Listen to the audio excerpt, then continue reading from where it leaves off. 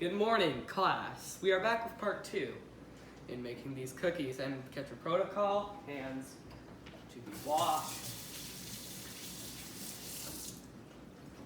and the paper towel. Okay, so now to the baking process. After you have left your cookie dough chilled, you may want to leave it out on your counter for a little bit so it can warm up a little bit so it's easier to scoop. So now for the oven, you want to preheat the oven to 375 degrees Fahrenheit. So it is nice for that. It is nice for cooking.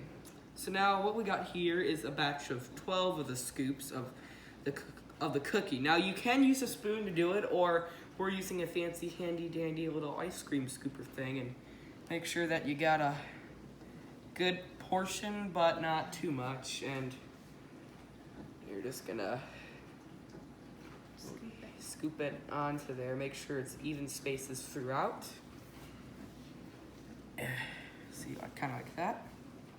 And make sure they're scoops relatively of the size.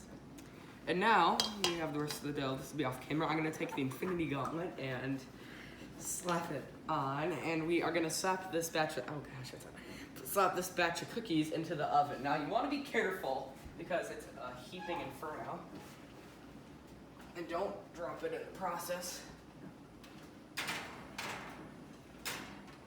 I'm just gonna go in bare hands here. Never do that, but I'm doing that because we're just doing it. Now you want to set the timer for around 10 to 9-ish minutes, around 8 to 10 minutes. 8 to 10. So we're just going to cook these bad boys for 8 minutes in the oven at 75 degrees, sorry. And now that we have our cooked baking, these are already baked cooling cookies here, and kitchen law.